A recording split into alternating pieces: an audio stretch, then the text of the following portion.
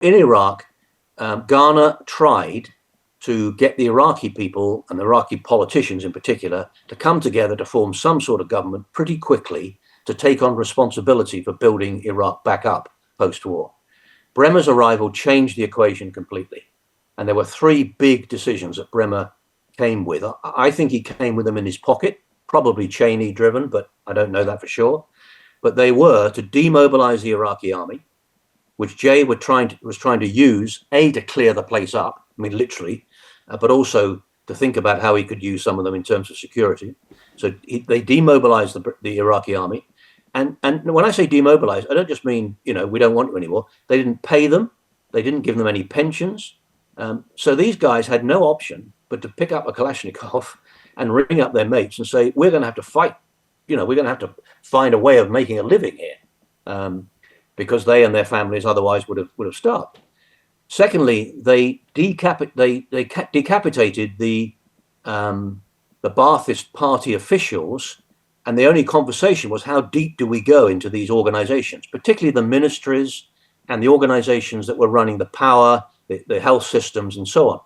Now, most of the numbers of 1 and 2 in Iraq had gone by the time the military operation was over. But we were dealing with, in Baghdad, and I was involved in some aspects of this, alongside obviously many others, dealing with the numbers 3 and 4 in these industries and ministries. And we were talking with them, they were beginning to work with us, and so on. Bremer decapitated down to at least level 4 and took away all of the understanding of how these systems worked, on the basis that these were bad people. Well, you didn't get to senior positions in Iraq unless you were a Ba'athist. I mean, that's a simple truth of it. But that was a big mistake. And I have to tell you, I was in a room with a US general who I got to know really well. And he was in tears over this. I mean, he said, this is a disaster. He was the guy trying to get the power running, get the whole power distribution, water systems up and running, the infrastructure up and running, and so on. And the third thing that Bremer did was to completely slow down the whole political process. He became effectively the viceroy of Iraq. And all the aspirations that Ghana had set in place were just swept away overnight.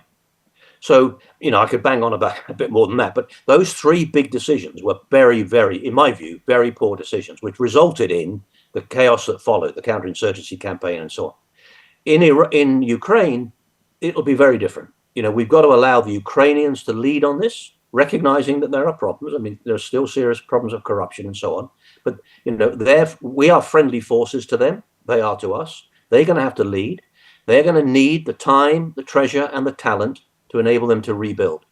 And actually, I attended a conference in London last year with the then Ukrainian ambassador in the UK about they were beginning to think through how we're going to rebuild Ukraine using private sector support, banks, Western banks and so on and so forth to fund it.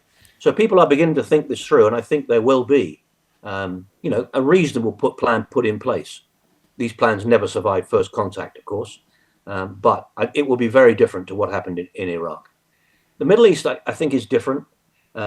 Rebuilding Gaza, I think, has to be largely Arab-led from people in the Middle East, funded by people like Saudi Arabia, UAE, Qatar, Bahrain, others. They will not want Western powers involved, I don't think, in rebuilding Gaza.